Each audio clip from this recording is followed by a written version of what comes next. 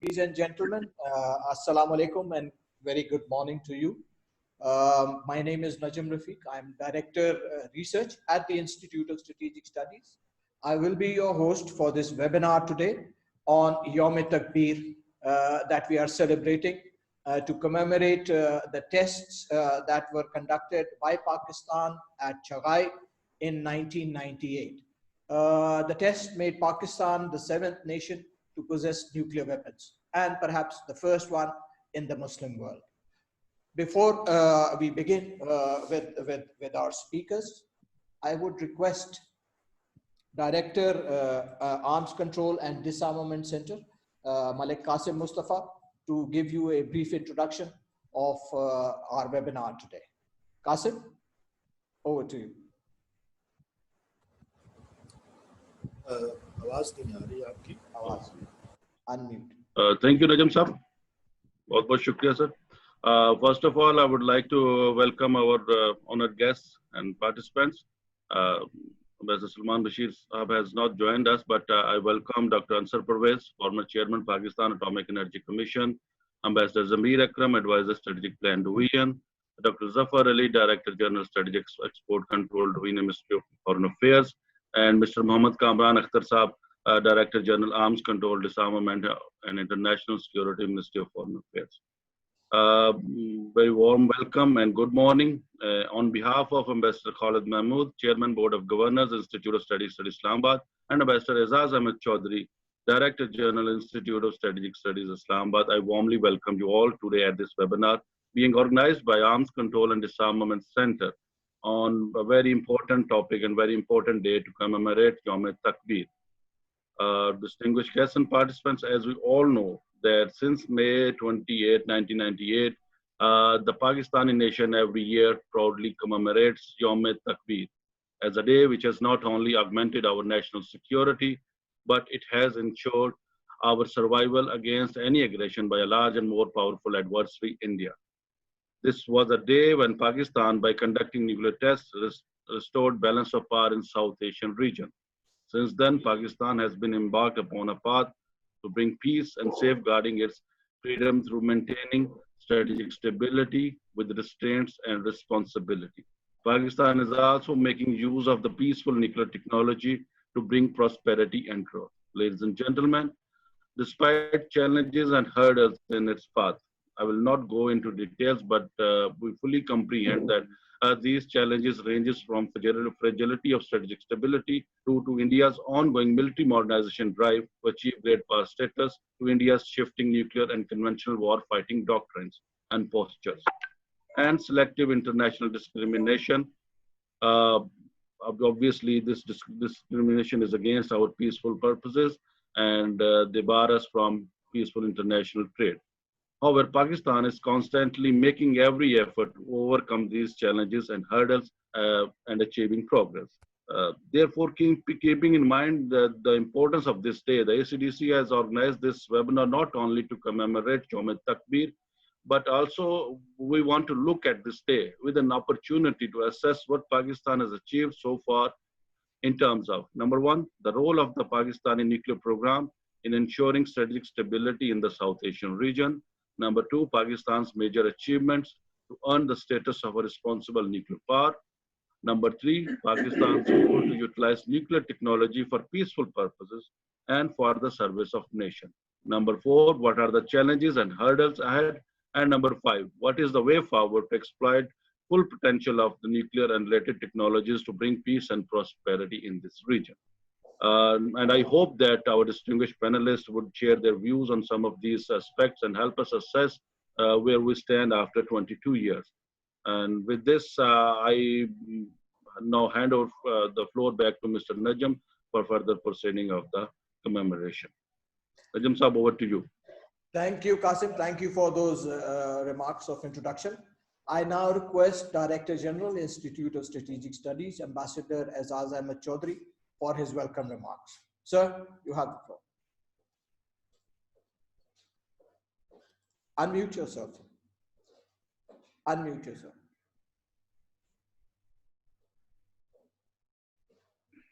You're unmuted, sir. All right, sir. Yeah, thank you. Thank you very much. A very warm welcome to all the speakers and all the participants in this webinar, which essentially is a commemorative event, commemorating a day that we all regard as having restored the balance of power in South Asia. The conventional asymmetry was counterbalanced, and many people like to call this capability that we have acquired on 28th May 1998 as the equalizer. The rationale for us to have this capability was very clear from day one: to deter aggression from our east, India, whereas in case of India, there are clear speculation on exactly what its motivation was. Most probably it was status driven, because India has been keen to assert its presence in the region and in the globe. And it went first in the face of no real threat, and Pakistan had to follow suit. Thirdly, Pakistan also showed and demonstrated to the world that it can resist international pressure when it comes to its core national interests. I remember I was in Islamabad in the Foreign Secretary's office when President Clinton and his envoy, Strobe Talbot, exerted considerable pressure on our leadership, but we held our ground. My fourth point would be that nuclear deterrence in the last 22 years has been instrumental in averting a full-fledged war. There were times that our resolve was tested, whether it was the Kargil crisis of 1999 or the military stand of 2002 or Mumbai attacks of 2008 or the fake surgical strike of 2016 or the real surgical strike in Balakot in February 2019. The situation never flared into a full-fledged war, and I think it is because of the capability that Pakistan has. Fifth point that I would like to make is that in the light of what I have said, I believe that robust deterrence is imperative. And there can be no complacency on that. No complacency on that. We must keep our focus on nuclear safety, nuclear security, robustness of command and control, and our export controls. Sixth point would be that we should also remain on course to maintain our nuclear doctrine in the sense that it should be premised on credible minimum deterrence, and we would not like to indulge in any arms race. We also need a robust deterrence to check attempts by India to dent our deterrence, something that happened when it launched the cold start doctrine. And we also need to maintain full spectrum deterrence in the sense that it should be at the strategic, operational, and tactical levels. My seventh point would be that we need to be watchful of the Indo-US nexus in this domain. Following the 123 agreement of 2008, the United States got India a waiver from NSG, an NSG waiver. It also campaigned actively for membership of India in the NSG. And at the multilateral level, President Obama exerted considerable pressure on us vis-a-vis the FMCT, which was a discriminatory regime to the detriment of Pakistan. Nevertheless, Pakistan still remained engaged in the nuclear security summit process to establish our bona fides as a responsible nuclear state. With the advent of Donald Trump and his NPR of 2018, situation has changed considerably. I'm sure that we will be hearing on all these aspects from our distinguished speakers today. My sense is that the message that this day sends out to the world is that Pakistan takes its sovereignty and its defense seriously, and our nuclear capability helps us to do exactly that. And therefore, this would remain non-negotiable. I want to join in Qasim for thanking all the speakers. And I want to commend Qasim also, because during his Eid holidays, he worked and his team worked, Ghazala and Amna Rafiq, to make this happen. Ambassador Zamir Akram sir, we are always grateful because you never disappoint us. You always respond positively to our calls. And you were a great defender of Pakistan in Geneva. I know the pressure that you sustained on FMCT. I am personally witness to that. Dr. Zafar Ali, exports control, we started this project together.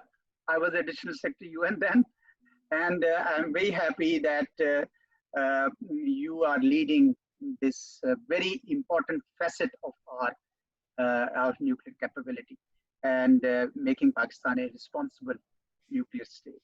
Dr. Ansar Pervez, I have already mentioned before we started that I am a great fan of Pakistan Atomic Energy Commission and all its chairmen who have rendered valuable service to Pakistan. And as I indicated, I am a beneficiary of the peaceful uses of atomic energy, in the sense that I got myself treated in Nuri. But of course, the power sector, the agriculture sector, the industry sector, we want to thank you for your contributions. Kamran Akhtar, a very diligent hand in the Foreign Ministry, who has really developed an expertise, and we are always fortunate to have him. I don't know whether Salman Bashir Sahab has joined as yet or not, but I want to recognize him in the sense that he was DG UN in May of 1998 and was the right-hand man of Foreign Secretary Shamshad in managing the pressures that the United States was bearing upon us. And he worked real hard, and I'm very happy that he has accepted to be the keynote speaker today. And finally, I don't know whether our chairman has joined us or not, but yes. once he does, I would want to welcome him also. He's been a great support to the Institute. I want to singularly recognize the Honorable Foreign Minister, who was not in Islamabad, so could not record a message, but he wanted to. So he sent a very special message to us, which of course will figure in shortly. So with these very warm welcome remarks, and this, I want to give the floor back to you, Najam.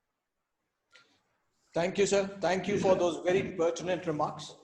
Before I move on to our speakers, I would request Mr. Kamran Akhtar, Director General at Arms Control and Disarmament at the Ministry of Foreign Affairs, to present the remarks sent to us on this occasion by the Foreign Minister. Kamran, you have the floor for remarks by Foreign Thank you very much, Najam Saab. And thank you, Ambassador Azaz Ahmed and other members of the ISSI team. Assalamu alaikum and good morning to all the participants and audience. I have the honor and pleasure to read out the text of the Foreign Minister's opening remarks, which are as follows. Ambassador Azaz Ahmed Chaudhry, members of the ISSI team, distinguished experts and participants. I would like to thank the Institute of Strategic Studies, Islamabad, for providing me the opportunity to share my sentiments at this webinar to mark Youm Takbeer. Every year, May 28 serves as an earnest reminder of Pakistan's desire for peace as well as the nation's unswerving resolve to defend its territorial integrity, sovereignty, and independence. It is also an occasion to reiterate our gratitude and appreciation for our scientists, engineers, armed forces, and policy makers for their determination, dedication, and hard work that enabled Pakistan to acquire nuclear capability for deterrence and self-defense. Today, we are commemorating Youm Takbeer against the backdrop of the global COVID-19 pandemic, which threatens the international community without regard to geographic boundaries, ethnic, political, and religious divides.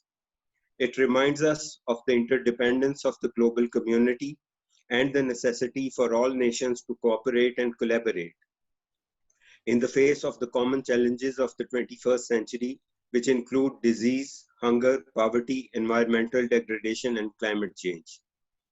Yet, unfortunately, the current security situation in South Asia underscores the compulsion for Pakistan to remain ever vigilant of the more traditional threats to national security, emanating primarily from the hegemonistic ambitions of a larger neighbor under the rule of an ultra-nationalist and revisionist regime.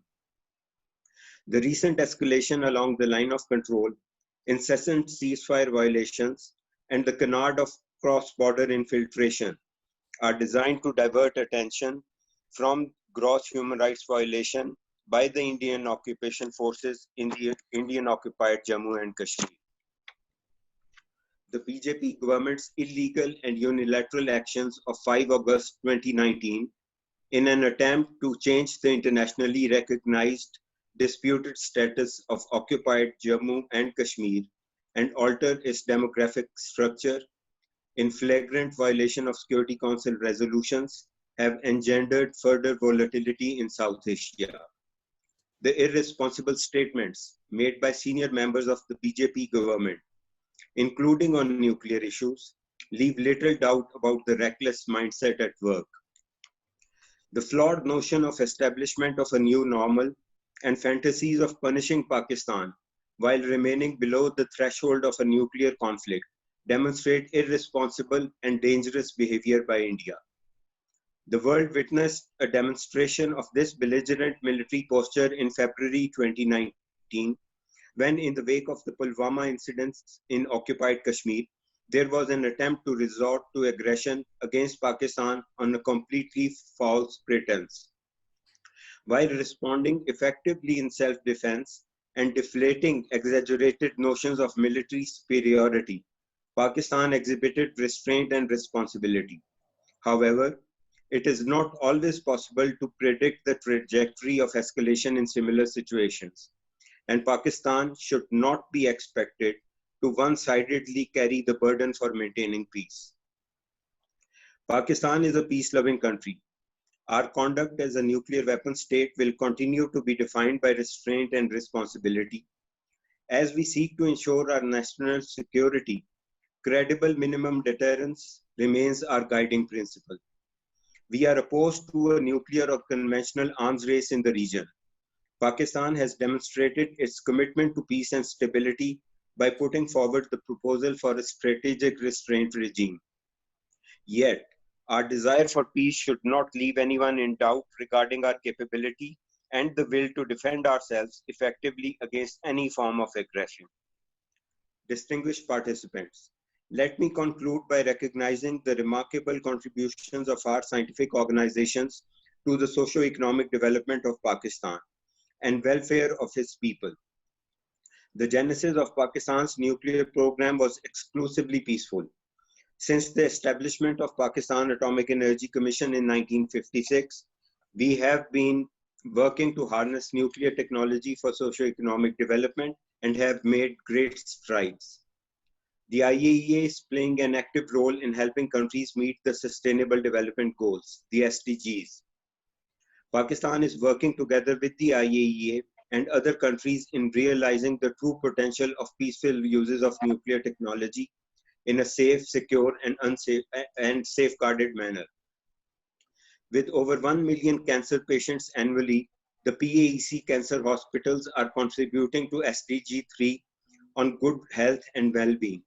For SDG 2 on zero hunger, the Agriculture and Biotechnology Institutes have developed 111 different crop varieties, and millions of acres of land have been treated through integrated pest management.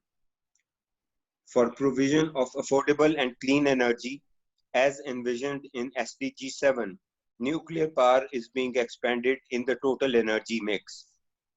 The PAEC is also contributing to the goals of quality education, SDG 4, and industry, innovation and infrastructure, SDG 9, through promoting research and development in training institutions. These efforts have resulted in increased collaboration with CERN, including through manufacturing equipment for the world's largest particle accelerator. In the face of COVID-19 pandemic, our scientific organizations were quick to come up with local designs for essential equipment, including ventilators and other indigenous solutions, thus enabling Pakistan to be better prepared to face the challenge. This is a manifestation of the fact that as a country with extensive experience and expertise in science and technology, Pakistan can be a significant contributor to the achievement of sustainable development goals at the international level. There can be tremendous spin-offs of our scientific programs in terms of expanding our high technology exports.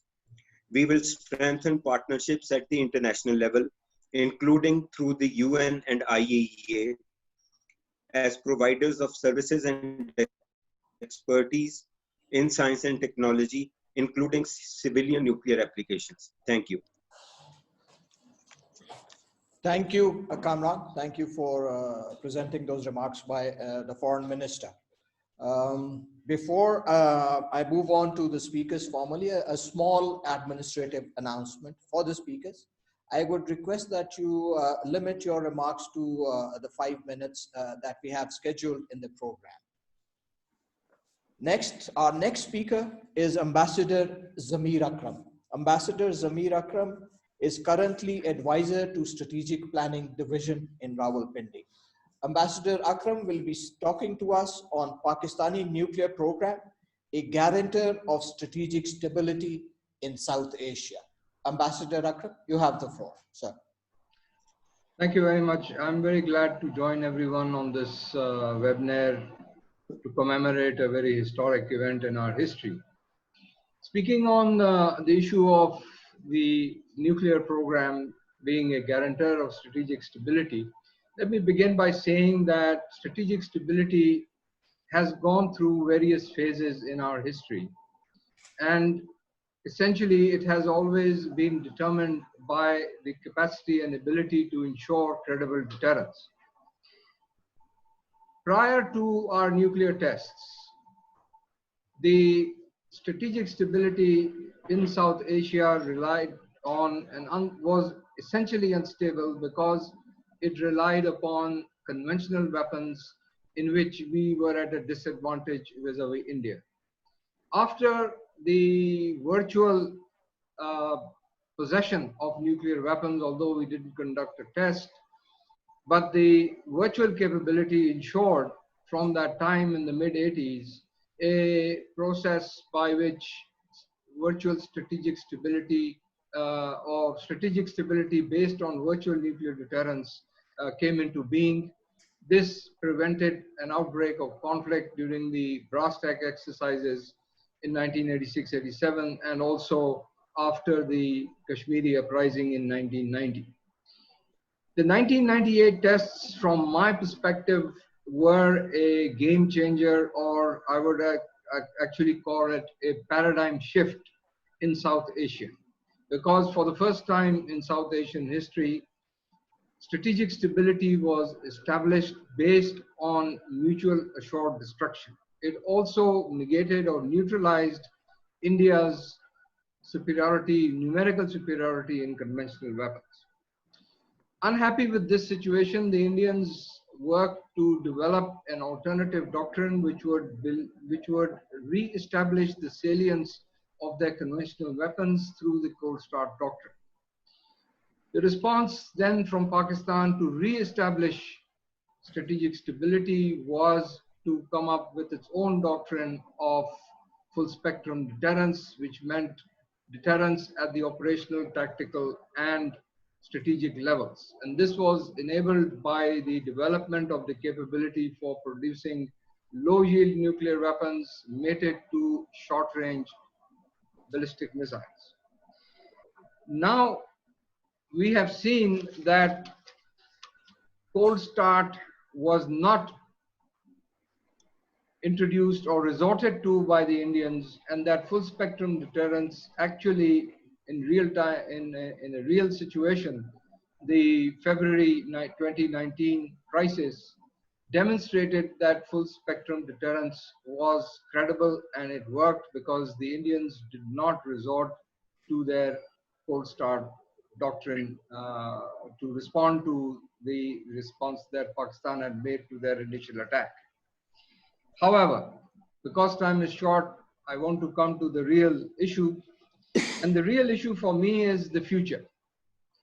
Because of what we are seeing, we've talked about the irresponsible nature of this government in India, plus the Indo-US strategic partnership against China.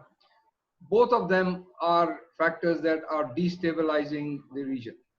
And they have encouraged India to pursue a military modernization program, particularly in the strategic areas, with the development of ballistic missile defense capabilities, submarine launched ballistic missiles on nuclear powered submarines, an ASAT anti-satellite weapons test, plus development of MIRV missiles, cruise missiles, and even the BrahMos supersonic missiles that are being tested. I think that the purpose of this modernization program is to once again re-establish or recreate the salience of India's conventional numerical superiority over Pakistan. And to do so, they want to acquire the capability to be able to launch and threaten Pakistan with a disabling first strike or a splendid first strike, as has been talked about, based on the capabilities that they are developing.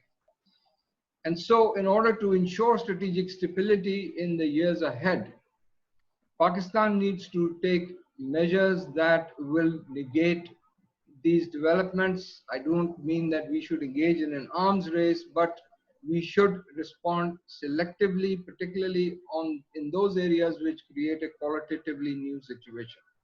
In this regard, I want to suggest a few of the measures that we need to take. First of all, we need to develop the ability to penetrate India's ballistic missile defenses. Secondly, we need a sea-based, credible sea-based second strike capability, because that is the most credible and reliable type of second strike capability. We do have beginnings of one, but we do need in the future, I think, a nuclear-powered submarines to be able to do this. Third, I think we need to develop our own anti-satellite capabilities. This is not a very difficult thing to do.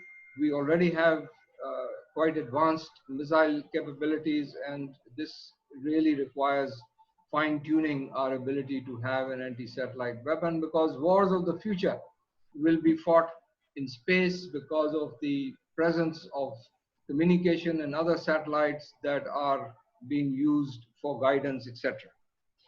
And we need to also enhance our conventional capabilities, especially to deter India at the lower rungs of the escalation ladder. I'm sure all of you have heard and read what General Kidwai stated recently about a deterrence plus approach. Deterrence plus will mean that initially we will need to respond to an Indian attack, such as in Balakot, through a conventional strike, because we do not want to escalate, and we do not have to escalate immediately to the nuclear level. And then after having taken that action, we would retain the possibility, the capability of escalation control.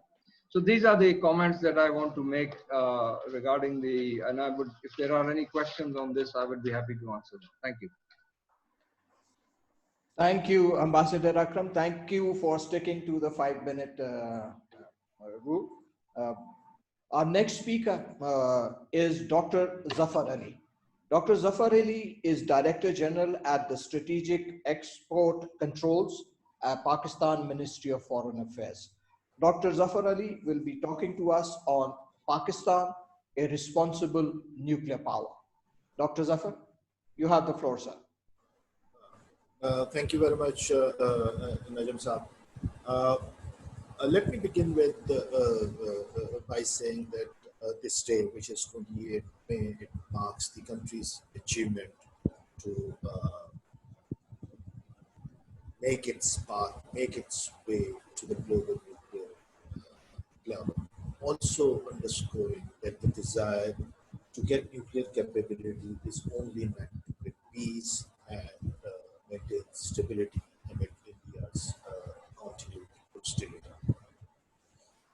Briefly talking about how Pakistan has been able to manage its capability or being responsible, in other words, showing responsible attitude in managing this capability. Let me, in fact, support the views expressed by Ambassador Azaz and also Mustafa Saab in his opening remarks, that Pakistan's nuclear program is not meant for carving out a role at the global or regional level. It is purely security-driven program, and its posture is specific. However, there have been unfounded concerns and suspicions sounded, and of course, there is a background to that. I'm not going into those details. The important question is to understand as to what does it mean to be a responsible nuclear state. What are those strands? What are those elements through which one can judge whether a state is a responsible nuclear state or it is irresponsible, as Ambassador Akram Saab also pointed at the irresponsible and reckless attitude displayed by our eastern neighbor country 2019.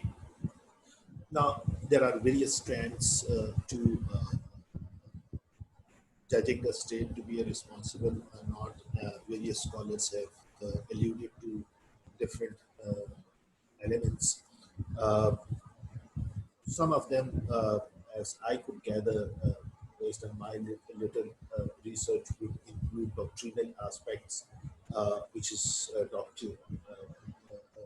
doctrines. They are the bedrock of force posture, deployment policy, including policy and institutional mechanism for command and control and readiness of forces. The second important element is command and control. That could also include nuclear safety and security. Third one is effectiveness of export controls and regulatory controls over sensitive goods and technologies. The fourth element is diplomacy. That is demonstrated commitment to engage in multilateral processes which build confidence and offer concrete assurance. And the fifth element, which I consider to be the most important one, is actual practice or behavior during crisis in terms of signaling, using threats, or mobilizing forces. I'll not go into all of these because of the paucity or shortage of time. I'll briefly talk about command and control, nuclear safety and security, export control, and behavior during crisis. Let me share with you that all sensitive facilities and nuclear assets are under custodial controls. The country's nuclear security regime is anchored in the principle of multi-layered, defense for the entire spectrum that includes insider, outsider, or cyber threats, and is supported by 5 pillars. Number one, a strong command and control system led by the National Command Authority. Next is an integrated intelligence system. Uh, Next, a rigorous regulatory regime, a comprehensive export control regime, and active international cooperation. Pakistan's security regime, inter alia, covers physical protection, material control and accounting, border controls, radiological emergencies, and other regulatory aspects. There is an independent and competent regulatory authority, which is the Pakistan Nuclear Regulatory Authority, which was established in 2001. Pakistan at the international level has been submitting its reports to the UN Security Council 1540 Committee on the measures that the country has taken to exercise control over sensitive materials and technologies, and continues to promote the implementation of the resolution globally.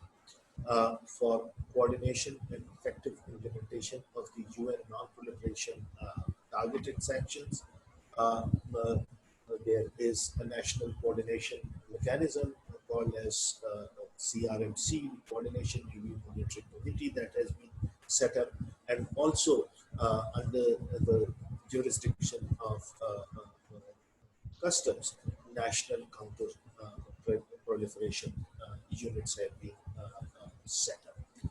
On export control, let me say that with nuclear capability and with this technological advancement also comes responsibility and obligations, and Pakistan has been shouldering its responsibility fairly well in the export control areas. It has instituted elaborate export control regime, which is backed up by comprehensive legislations. There are national control lists, which were initially notified in 2005, and since then they have been periodically revised to keep up with the latest technological changes at both the national and international level. And presently, these lists are in line with the lists that are being followed internationally by the nuclear suppliers to missile technology control regime and Australia. Uh, Pakistan has also declared to voluntarily abide by the guidelines of these international regimes and export control groups. Behavior during crisis or actual practice is another important area uh, where countries' responsibility or responsible behavior or irresponsible behavior can be judged. And in this area, prior to 1998, and that is before overt nuclear capability, Pakistan made extensive efforts to keep nuclear weapons out of South Asia, and Pakistan's conduct continues to be defined by restraint and responsibility, which is evident from a series of non-proliferation and conventional confidence-building measures proposed to India. However, there has been mute response or no response, in other words, from our eastern neighbor. Responsible states also recognize the importance of stable nuclear relationship with each other and do not indulge in saber rattling and seeking technological advantage, which could upset that stability. And Zamir Akram Saab pointed out some of the modernization programs that India has and how it is it would negatively affect stability in the region. Certainly, it would be hard to see a state qualify as responsible if it uses nuclear threat for internal narrow political gains or in pursuit of status or advantage in regional competition. So, giving the recent example how Pakistan managed and behaved responsibility post Pulwama, as opposed to India's reckless and irresponsible behavior, demonstrated by airstrike at Balakot inside Pakistan in February 2019. It was Pakistan's restrained and measured response at the political military level, deliberately avoiding bloodshed and disaster and following up with mature statesmanship that saved the day for South Asia.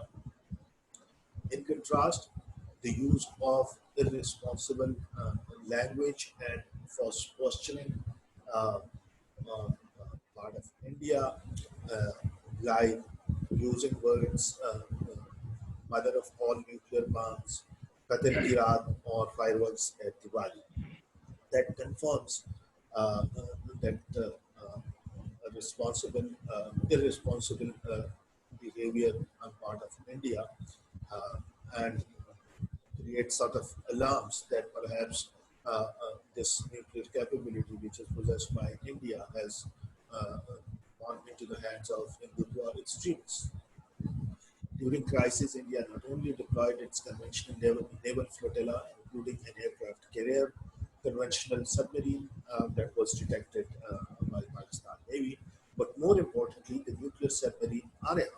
Presumably, this was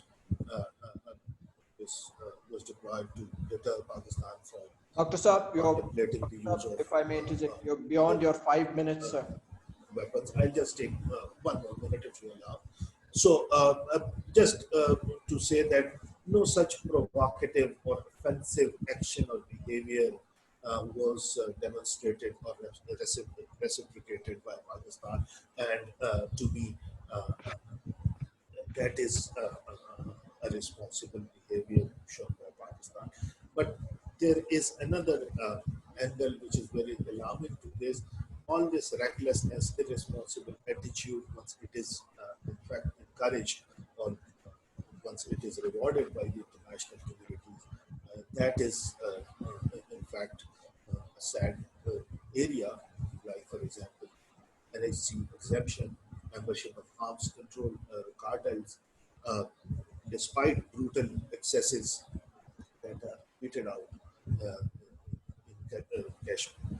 Just to wind up, I will say, looking back, we can say with confidence that Pakistan has benefited from the experience and best practices of other nuclear states, as well as undergone experiential learning and has moved on the learning curve very fast, which has given it the confidence to manage its nuclear capability responsibly.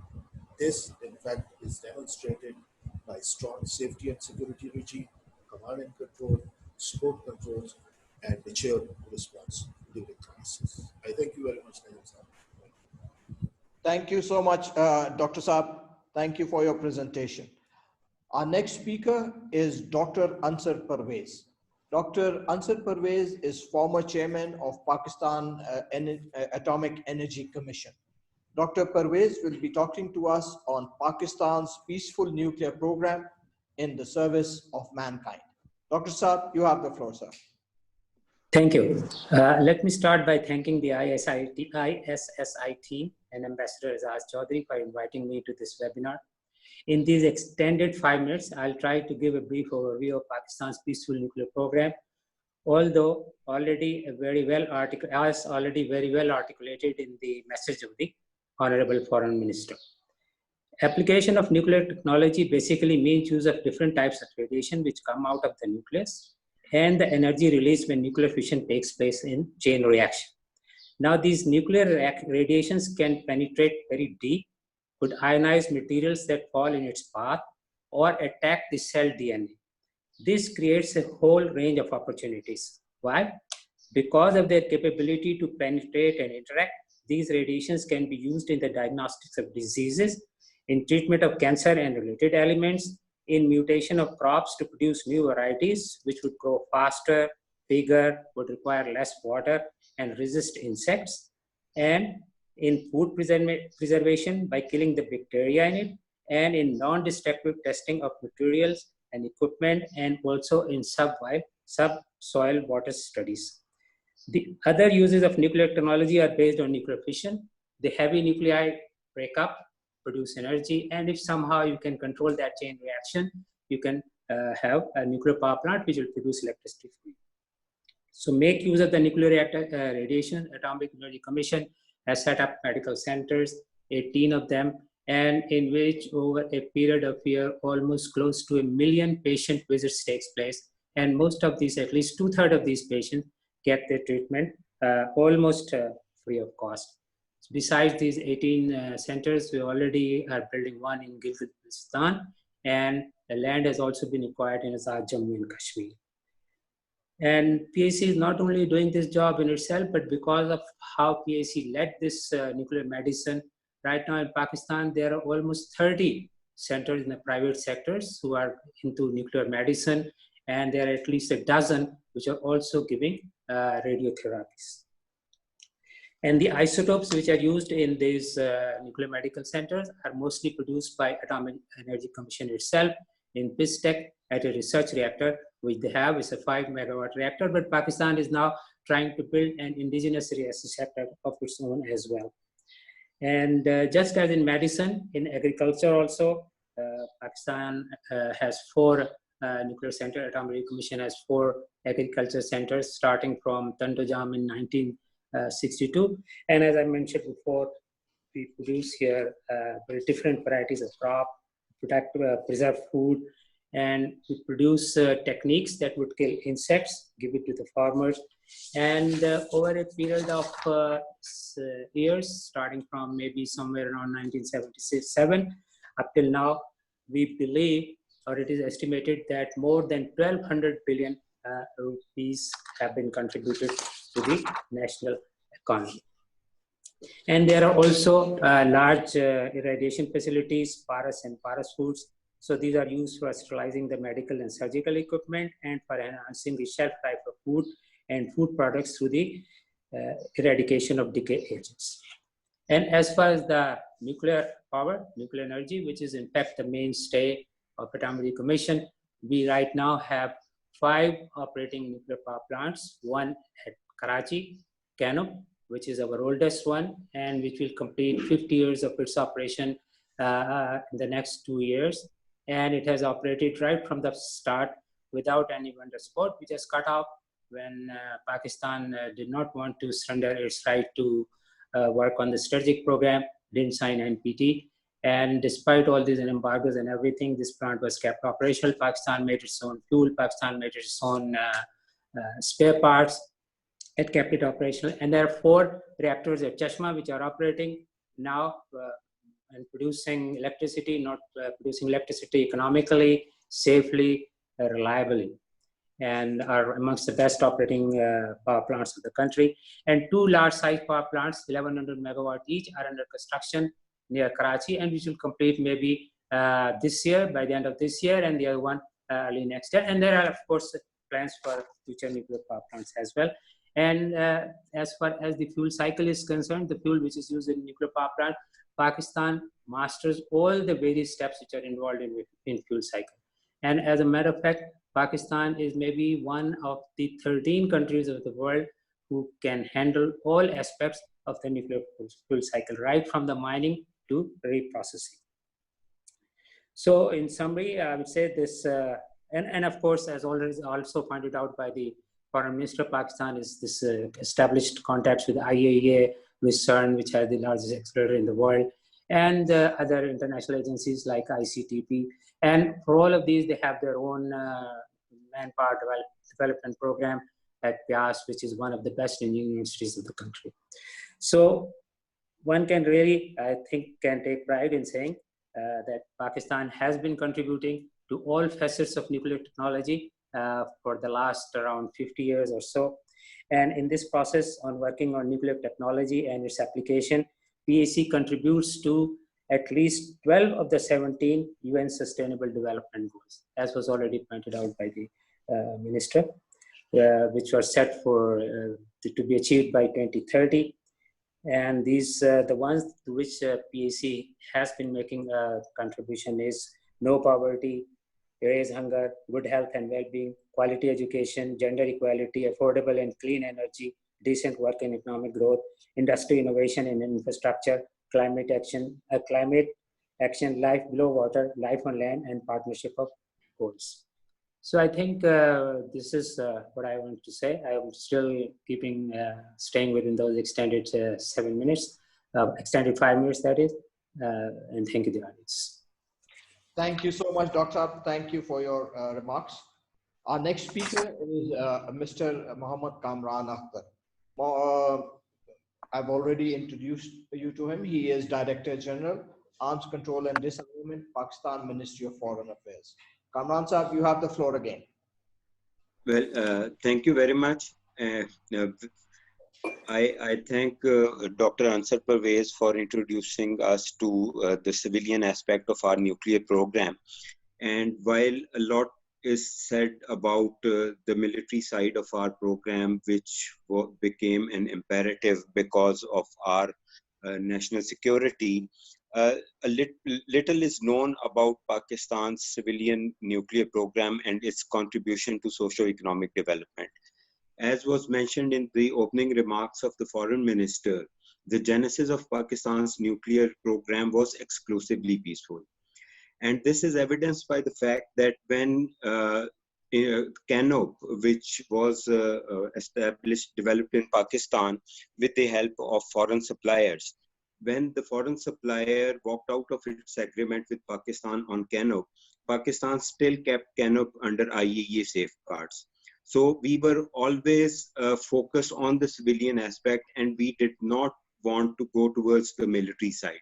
It was a compulsion which was later on imposed on us. And as mentioned by Dr. Ansar Parvez, since the establishment of PAC in 1956, we have been working to harness nuclear technology for socio-economic development. Power generation is a very important aspect because Pakistan is one of the most affected countries because of the impact of climate change. And that is why we need nuclear power generation for a stable base load as well as clean energy. Then in nuclear medicine, in industry, in agriculture, our nuclear program has been contributing to the national development goals, and especially with regard to climate change, drought-resistant varieties of crops, more high-yield varieties of crop. These will all contribute to food security in Pakistan. So these are very important aspects of our nuclear program. And our nuclear program should be seen as such. The defense aspect is just one aspect. We have PIAS, which is recognized by the IAEA as one of the global centers for nuclear knowledge. We have the PSENS, Pakistan Center of Excellence on Nuclear Security, which is recognized as one of the institutions, centers of excellence on nuclear security, where we are training people from various countries around the world.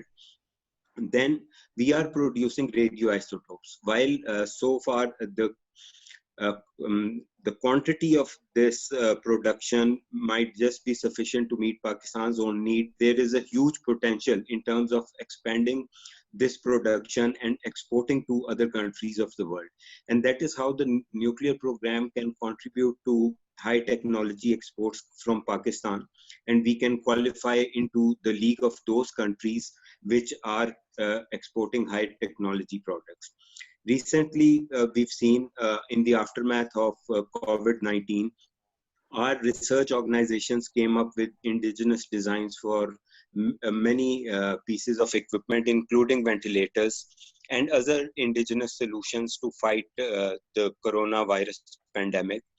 And that is a manifestation of the fact that Pakistan is a country with sufficient expertise and experience in science and technology, including nuclear technology. And we can be one of the supplier states at the international level in terms of expertise, technologies, experience, and services. So that is where we also have a very strong case in terms of being member of the nuclear suppliers group. We are a supplier state.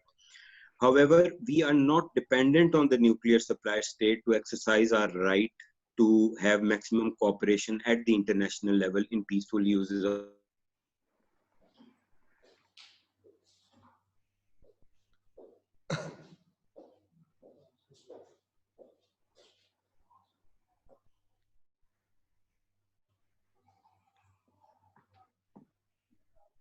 Kamran, there's something wrong with your Wi-Fi.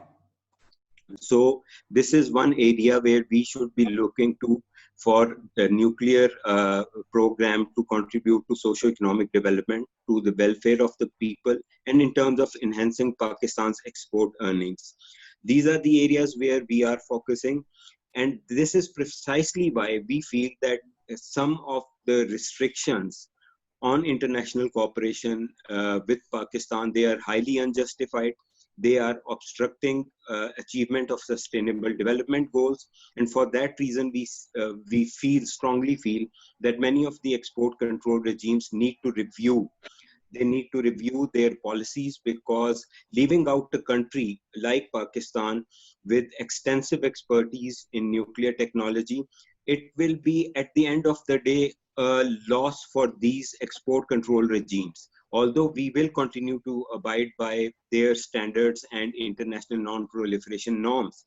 However, we feel that by being inside Pakistan can contribute more effectively to strengthening the global non-proliferation regime, which has itself been undermined by these so-called champions of non-proliferation.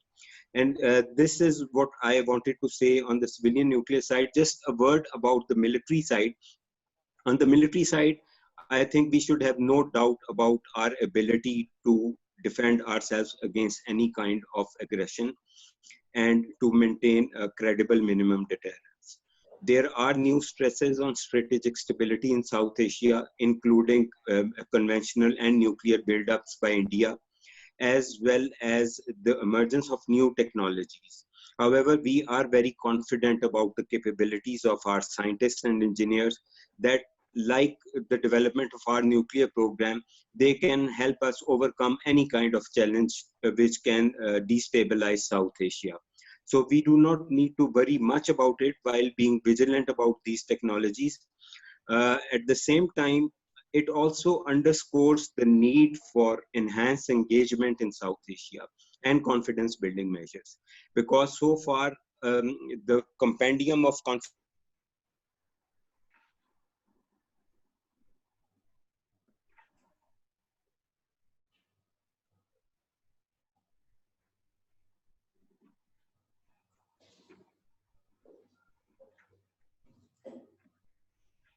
Kamran, you've hung up again.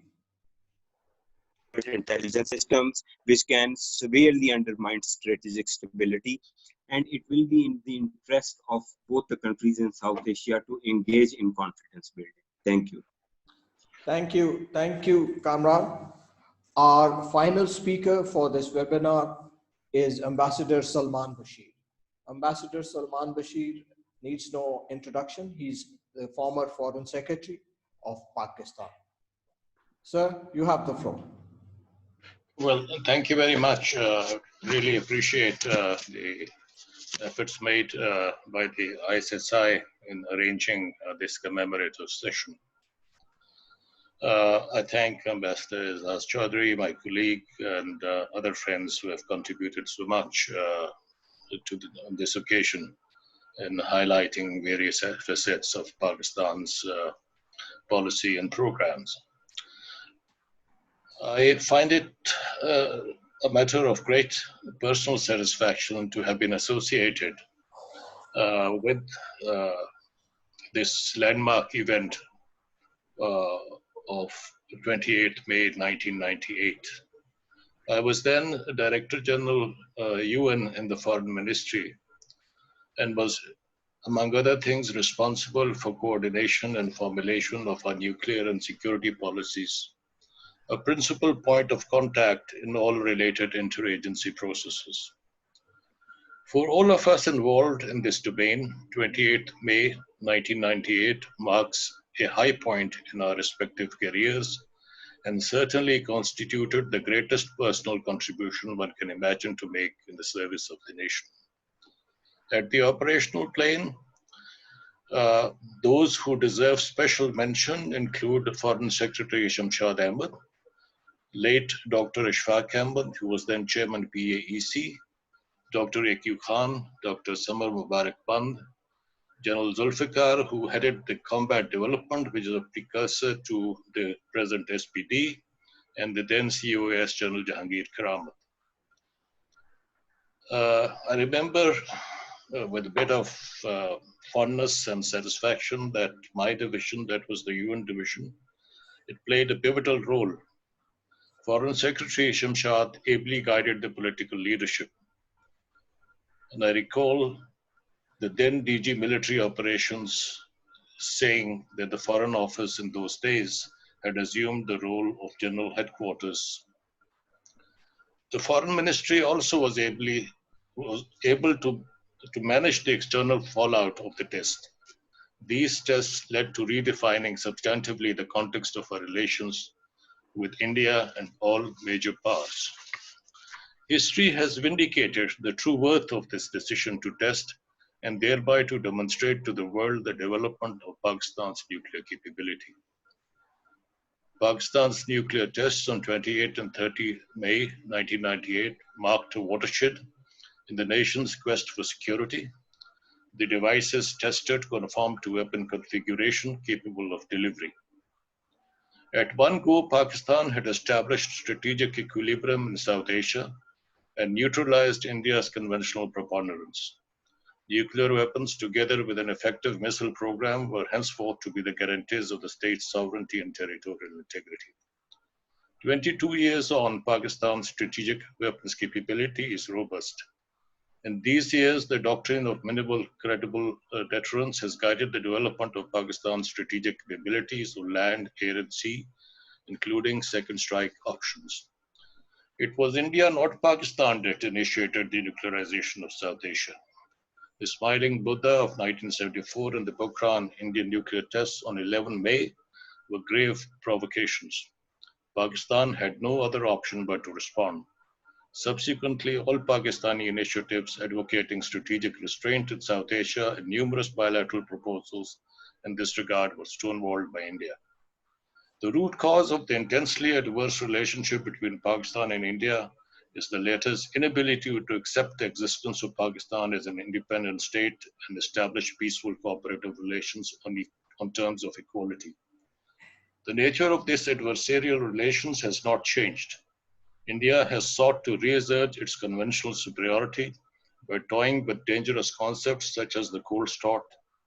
Indian war machine has continued to contemplate conventional conflict under the nuclear overhang. Pakistan has frustrated these designs by developing battlefield nuclear response. In the meanwhile, India has attempted to field nuclear weapons at sea, obliging Pakistan to develop sea-based deterrence. It is evident that proscription of war following a peaceful settlement of disputes between Pakistan and India is the only rational option. Unfortunately, India has been blinded by its hegemonic ambitions. The nuclear tests of 28 May 1998 have indefinitely tied India into a regional strategic equation with Pakistan. Its aspirations to emerge as a global power have been dashed. It is stunning that a country of the size of India continues to pursue self-defeating policies in the region and remains wedded to militaristic notions of power that are deleterious to stability and peace in South Asia. Having ensured its security, Pakistan must now prioritize its economic development. Indeed, the logic of securing nuclear deterrence was that it will unfetter us from security anxieties and enable us to devote ourselves wholeheartedly to achieving prosperity. 22 years after the nuclear tests, it is time now to bring about an internal transformation of character that is worthy of our status as a nuclear power. Pakistan's geostrategic importance as a pivot for peaceful commerce among all of its adjoining resource-rich regions beckons us to follow enlightened forward-looking policies to extend the arc of economic cooperation for win-win partnerships, thus radiating stability and peace premised on development and prosperity. I thank you. Thank you, sir. With those remarks, we come to the end of the formal session of the remarks. Ladies and gentlemen, we are now open to comments and your question and answers. All right, let me start, Najm. Sir. Ambassador Zamir Akram mentioned the tendency of the present Indian leadership to recreate the salience of conventional superiority. And we have seen that happen in the recent past. Kamran Akhtar has also mentioned these as the stresses on the strategic stability. Now, my question is that how do we make the world realize, by the world I mean the major powers, that the approach that India has taken is extremely risky and could jeopardize not only the peace of South Asia, but the world at large. So that's my question to Ambassador Zamir Akram and Kamran Akhtar and whoever else wants to join. How do we convince the US, which you know its proclivities at the moment, and others? Zamir sir, Kamran, and Zamir sir को unmute कीजिए. Zamir sir, you are unmuted. Do you want me to answer first? If you want to, if you wish to, unless Kamran wants to go first. Zamir sir. Okay. Well, my view is that it is extremely difficult to convince the United States, particularly of this problem, because of the strategic partnership that the US has with the Indians, to which I referred, and this partnership which is aimed at containing and confronting China. In fact, I would say that the US has actually facilitated India's conventional and strategic build-up in many ways through its transfer of technology and other sale of weapons, etc. So, since India is a strategic partner against China, it is a part of this quadrilateral alliance in the so-called Indo-Pacific. Even if we put the facts on the ground for the Americans, I'm not convinced that they will change their approach. That's the first thing. The second thing is that the Indians have projected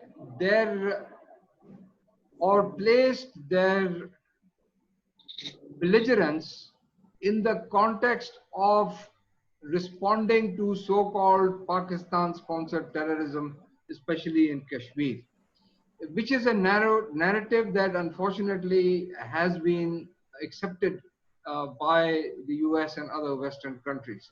And if you remember, in February last year, the US actually accepted that India had the right to respond to what had happened in Pulwama, even though they realized that this could be an escalatory step, which it was.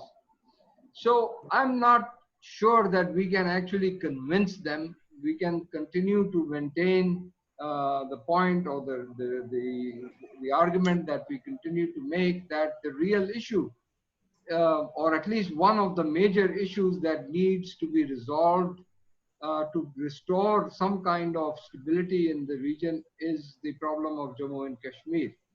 But again, as you see right now, this belligerent, aggressive government in India, let alone confronting Pakistan and Kashmir, is now confronting the Chinese in Ladakh, and even small tiny Nepal is being targeted in the Kalapani area.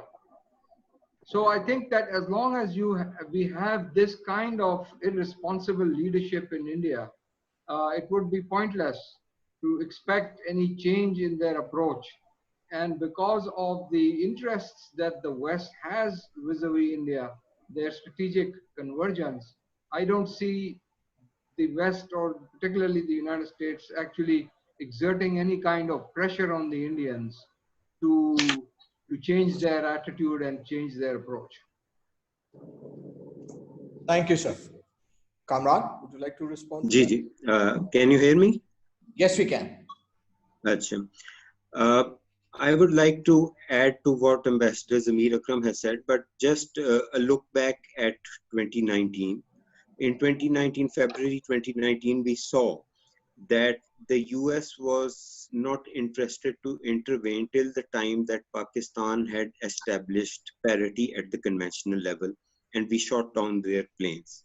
So I think in a way, the best logic to make people understand or to convince them is the logic of strength.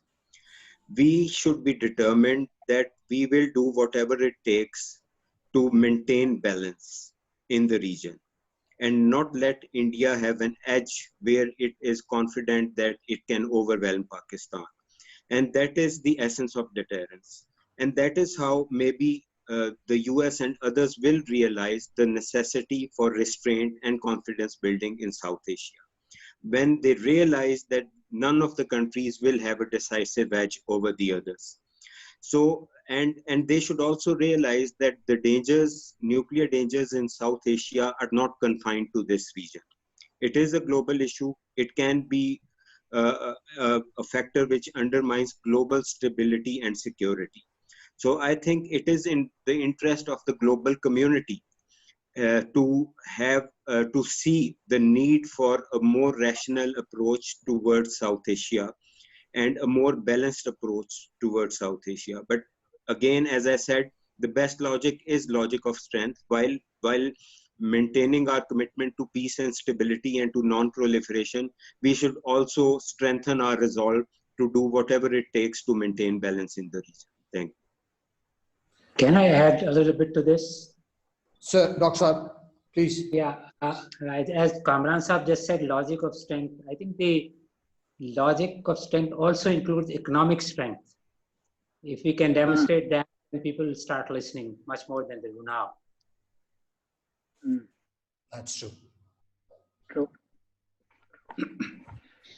Anybody else? You can unmute yourself and raise a question or maybe make a comment. Chat. Yeah, Najam, I just want to ask Salman sir. Yeah. The recent skirmishes at the border or at the line of actual control between China and in India, and that's the eastern side of Ladakh. I read some analysis that since India is increasingly relying on the salience of its conventional strength, do you think that could be an extension of that to China? Don't they realize that this would be opening too many fronts? They already are engaged with Pakistan and Nepal on conventional side, and now they are opening the front with Chinese. So what exactly is the game plan for the Indians? Yes, Izaz, I think the situation India-China is needs to be understood, watched closely by us as well, because this is an area which somehow happens to be of interest to us as well, because of the KKH, because of the Karakoram range, and it's too close. And Ladakh happens to be part of the state of Jammu and Kashmir, and what the Indians did on the 5th of August, is something that the Chinese have not forgotten. And I think, so for many reasons, the situation on the line of actual control no actual line needs to be washed. I personally think, I have no source to confirm this, but I think there are some factors at play. One, there has been, as we all know, tremendous pressure being brought about on China from all sides in the last few months, especially in the context of the great rivalry as far as policies of the US are concerned. And we see the Chinese taking preemptive action to secure their borders on all sides, be it in the South China Sea, the East China Sea, as well as in Hong Kong and along the area contiguous with India. I think the Indians are in no position to match China. They have led the Americans on by silly posturing against China. But now when the Chinese have not even flexed a muscle, we see a total paralysis in Delhi. I think from our perspective, we need to be very clear that however the situation may develop along the line of actual control, we have a direct stake and interest in that. And therefore, I think there is the need for us to be in close contact with our Chinese friends. This could possibly well also be a way to deter India from taking irrational, belligerent action against Azad Kashmir or Baltistan. But all this is speculative at this point in time. Thank you so much, Salman sir. One of our participants, Ms. Anam Khan, has a question. Anam, you can unmute yourself and raise the question. Can you hear me? Yes, we can hear you. My question is regarding the working relationship of Pakistan with IAEA. Pakistan enjoyed an excellent working relationship but since the appointment of DG Rafael Grossi, how do you see the relationship would change? Because we remember his NSC formula, which left Pakistan out and got India in. So will it affect any treatment of IAEA towards India and Pakistan? Who are you addressing this question to, Anna? Anybody from the panel can answer that. Thank you. I think there is no reason why this relationship will change, because this relationship is changed based on this technological interchange of information that takes place between IAEA and Pakistan, and the support which IAEA provides to Pakistan in various sectors, and the experts which Pakistan provides to IAEA in handling less developed countries.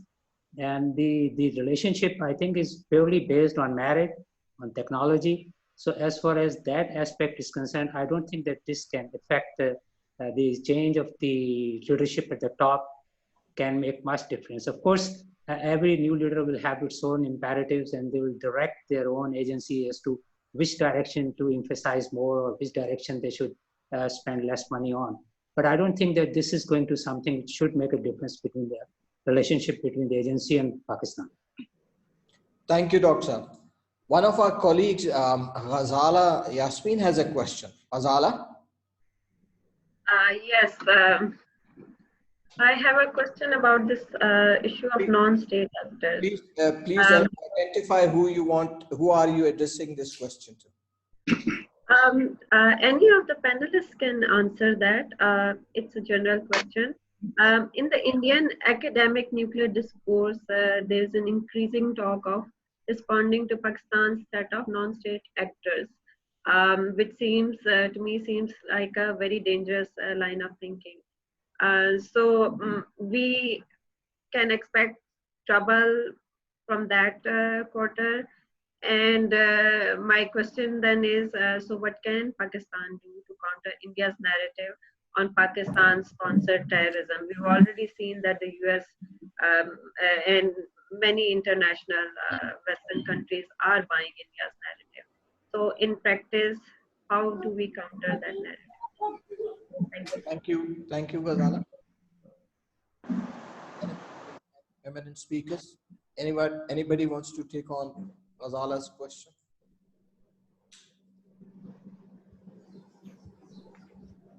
All right, let me start then. Am I audible? Yes, sir. You are. I think the mantra of non-state actors that India has been using for a long time is losing its steam, partly for two reasons. One, because Pakistan itself, in its fight against terrorism, has taken considerable action against the ability of any non-state actors to commit any kind of terrorism in our country through National Action Plan. And second, and more importantly, because Pakistan's nuclear program has become a symbol of safety and security. I think the amount of hard work that we have made in nuclear security, in export controls, which Dr. Zafar Ali was mentioning, has already established our credentials. I was personally part of the NSS, Nuclear Security Summit process, and I know for sure that Pakistan's image is not what India wants to portray. So I am not really, yes, they can talk about it ad nauseum, but in the major international forums, I don't think there is any fear now that any non-state actor in Pakistan can land his hand onto Pakistan's nuclear assets. That's my thinking, but I would like to be guided by Zamir and Kamran and others. Okay, could I say something here? Yes, please. Okay. If the Indians, I mean, I am familiar with what they are saying, but the logical conclusion to what they are saying is that they reserve the right to carry out some kind of operation against these so-called non-state actors in wherever they may be located and justify that as an anti-terrorism operation.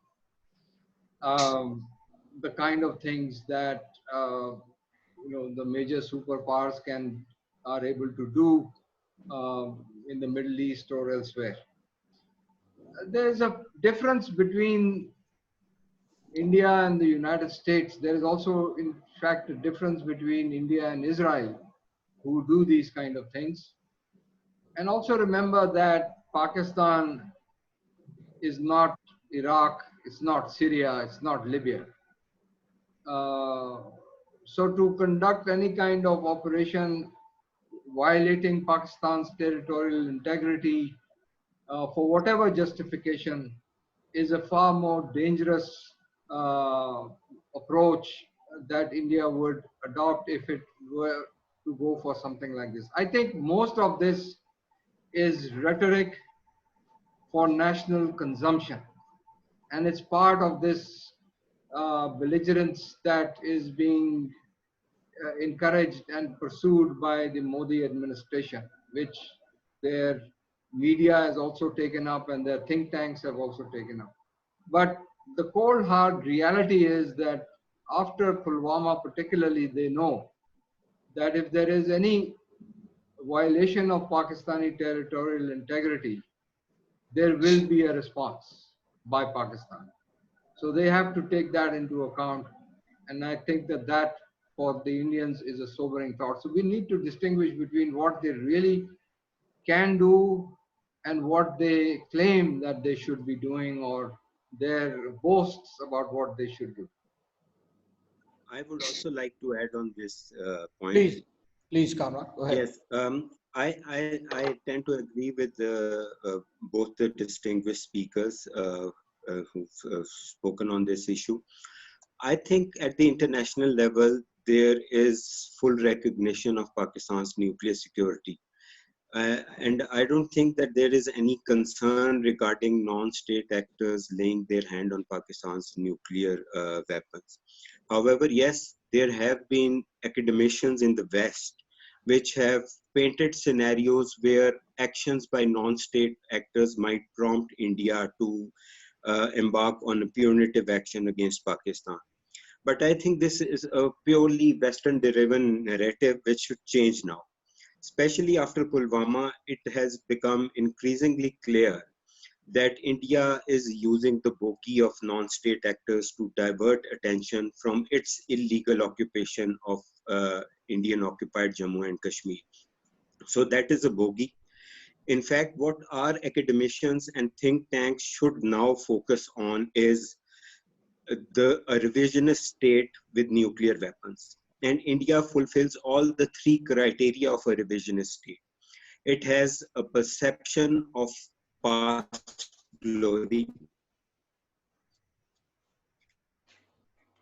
It has a sense of loss of that past glory to this new community, then remotely, with a remote possibility of laying their hands on a nuclear weapon. So this is what our academicians should focus on now. Thank you. Thank you, Kamran. You need a better Wi-Fi. You keep on hanging up. Yeah, can I just sort of ask a question here? Please go ahead, sir. Well, I've seen some reports, news media reports about, I don't know how far they are correct, about possible resumption of nuclear testing by the United States. I wonder whether we ought to be mindful of or concerned about possible resumption of testing, by nuclear weapon states, especially India. And if so, then I think we need to, I'm just sort of asking this question rhetorically, just to sort of draw attention to this possibility, because the CTBT, of course, is still only a norm. It's not legally enforced. And if the US resumes testing, hot testing, and if the Chinese respond or the Russians, then I think India may also be encouraged to resume testing. And I think we have to be prepared for that. Thank you. Anybody like to take on Salman Saab's question? Well, let me share what I know. Go ahead. I think Salman, you have Salman is also, I'm sure, aware of this. Some time ago, I think it was last year, it was the end of last year, that the Americans had, or some American military officials had stated or claimed that the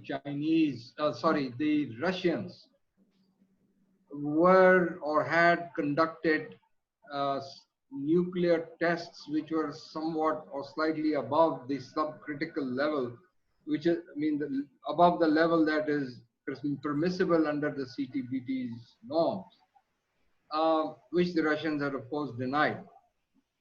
And now more recently, there has been talk that the US needs to also be, in order to ensure the reliability of their warheads and weapons, needs to do some kind of testing below the level or within the parameters of the CTBT. There are also some people who fear that with the way that Mr. Trump is going with international arms control commitments that he has been rejecting, and of course the latest being the Open Skies Treaty, that the Americans may tear up the treaty and tear up the CTBT completely. I think that would be a really huge step, but and I don't think that in the present circumstances the Americans would try and do something like this. if Mr. Trump is re-elected, perhaps he could try something. But I think at this time, there is no real likelihood of the Americans violating the norms of the CTBT. Thank you, Kamran sir. We have one final question for this session, and that's from Anam Khan. Anam Khan, you have the question. Can you hear me? Okay. Yes, we can hear you. What I wanted to ask was that many Pakistani scholars argue that after the agreements between US and India, like Comcasa, Limoa, Becca, in near future, the US military would have physical presence on Indian ground and Indian naval platforms. So in a crisis situation in the future, how would the dynamics of strategic stability change? Interesting. Anybody wants to take on the question? Well, I have many worthy seniors sitting over here, and I will lead the response to this question to them.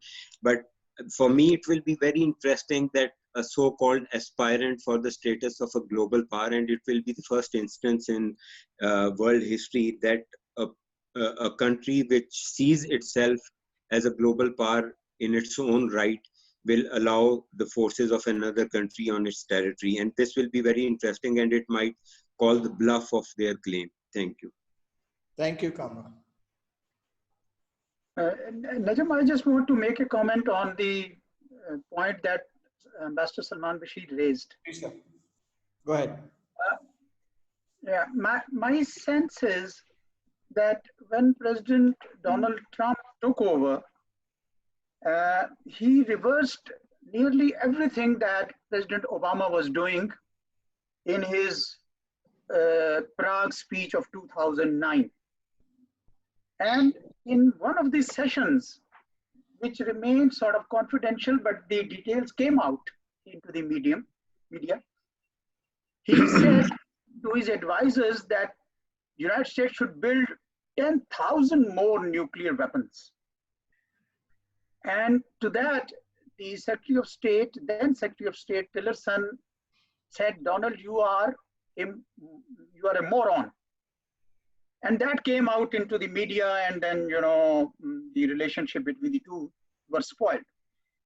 But we knew that in the national security strategy document, the Trump administration had made it clear that they would go for complete military modernization.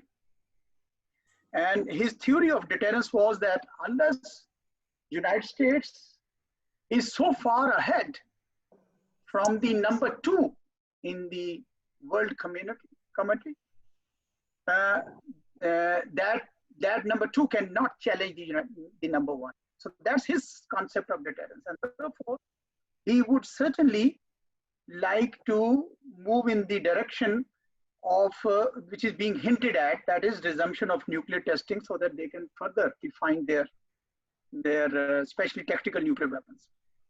My sense is that this will depend on the elections in November. If Donald Trump wins the re-election, then I'm afraid he would move in that direction.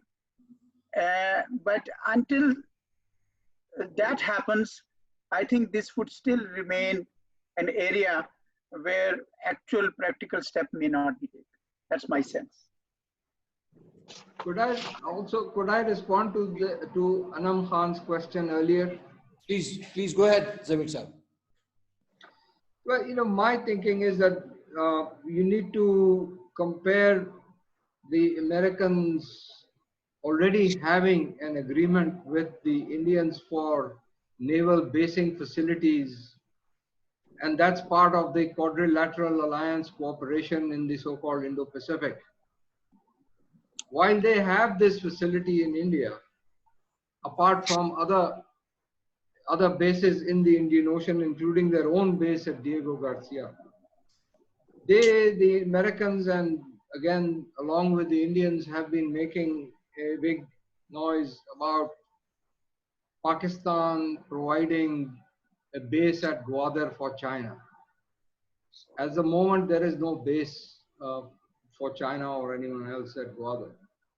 But this just goes to show that they are trying to project this kind of argument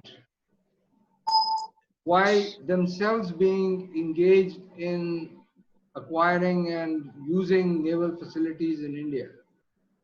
This to me is a projection of the future competition that will take place in the maritime zone between the United States and China particularly, and would include India in that as well, from the entire area of the so-called Indo-Pacific extending into the Arabian Sea and the Persian Gulf.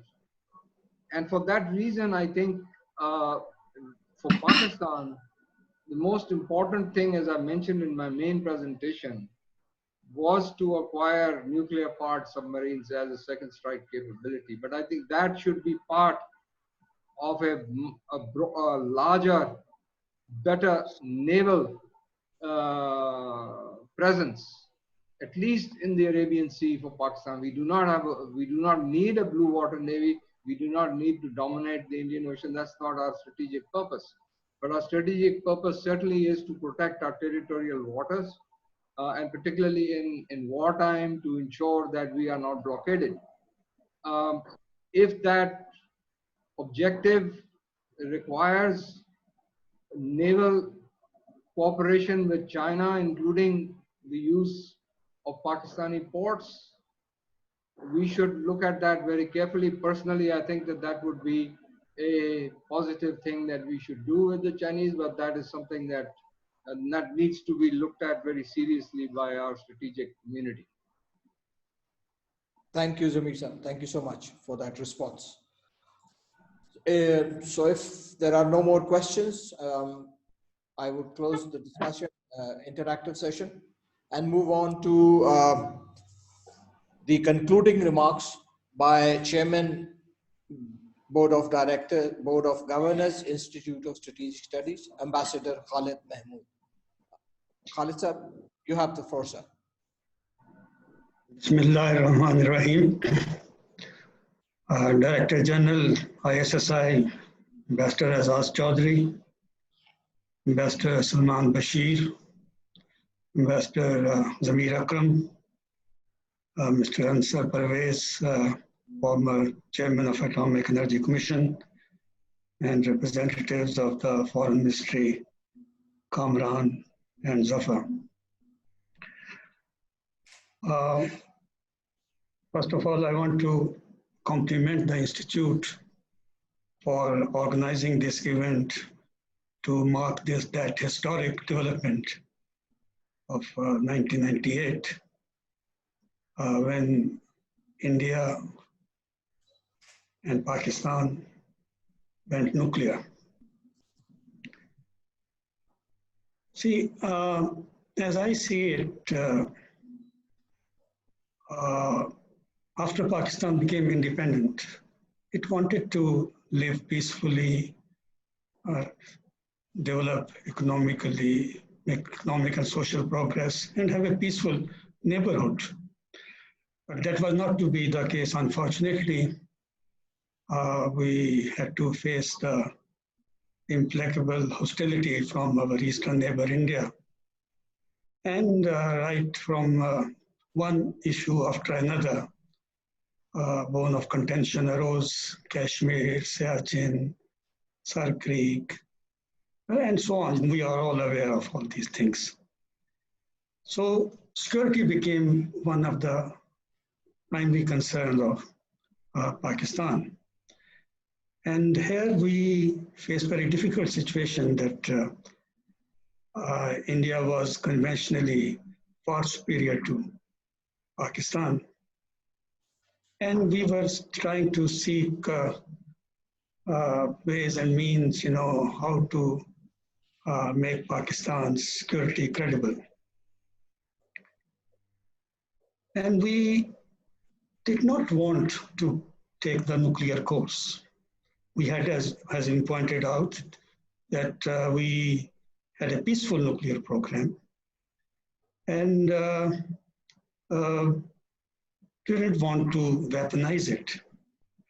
But I think India had some other, strategy. Pakistan's efforts to keep this area, South Asia, nuclear free, we did not succeed in that.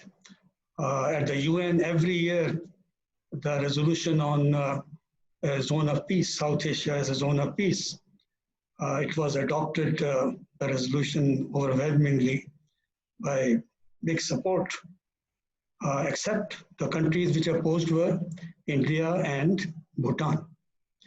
And our other overtures, that we could have regional NPT, bilateral NPT, mutual inspection of each other's nuclear facilities, all were rebuffed by India. And now we know why India adopted this position. First in 1974, it conducted so-called nuclear, the peaceful nuclear explosion. And then in 1998, this nuclear testing. Now, you see, so one thing is clear, that Pakistan was a reluctant nuclear power. And secondly, once it became nuclear power, it still wanted to arrive at some modus vivendi with India, and we proposed a strategic regime, which, as you know, has three elements: conventional, equilibrium, then this missile restraint regime, and conflict resolution mechanisms. But all these Pakistan's efforts have been, as I said, not being responded by India. And India keeps on augmenting its both conventional and strategic capability. Now, what is disturbing is that in this policy, India gets support from major powers, those powers which otherwise they cry hoarse about, preventing proliferation of nuclear weapons or preventing escalation of conventional capabilities. And we have seen how even the nuclear supplier group, which was constituted in response to the Indian nuclear this testing of 1974, that given exemptions, and similarly, United States also, in its bilateral context, gives all kinds of exemptions to India in acquiring this nuclear capability, arms capability, technology capability. So this has emboldened India to, go on some belligerent posture towards Pakistan, as is evident, as we know, in Kashmir, occupied Kashmir, as we know how is it violating the ceasefire line in Kashmir. So what I mean to say is that Pakistan faces a very difficult situation, that even after having acquired nuclear capability, it is put under pressure by India and what's more, in the other big powers who could work as restraint on India's belligerence, they act as a facilitator in India's quest for this hegemonic ambitions.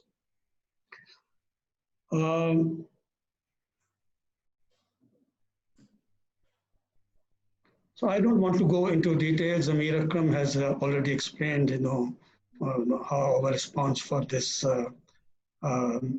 minimum nuclear, minimum strategic, capability, defense, and all these things.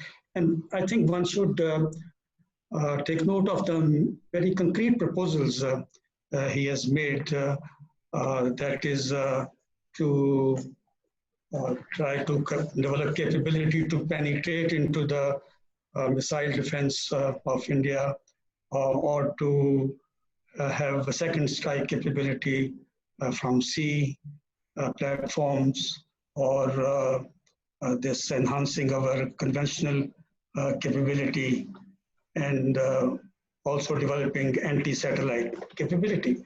So I think these all very concrete suggestions merit examination and consideration by the authorities concerned. While we are talking of this nuclear weapons, I think one should not forget the civilian beneficial aspect of Pakistan nuclear program, which has been very in detail articulated by Dr. Ansar Pervez, how in the field of energy, agriculture, medicine, training, Atomic Energy Commission and other institutions are playing a very useful role. I think we have to keep up with that, and while trying to ensure our security concerns vis-a-vis India. And I think responsibility lies on India as well as on the international community. See, during the discussion, there was this point was raised that one cannot expect India to change its current policy because it does not, because of the strategic, situation and alliances and US, India nexus against China, etc. I agree with that. It's very difficult to expect a change in India's position due to external pressures. But I think there can be made an effort to induce a change within India, because India is a big power. It has all the wherewithals to be a big power. And it has made itself, shackled to South Asia. It does not rise above this is regional, position. So if it is India made to realize that it is in India's own interest to change its policy in such a way that it can grow and can acquire, big power status. I think that is the only possibility. Otherwise, given these geopolitical compulsions, India, you cannot expect India to change its policy.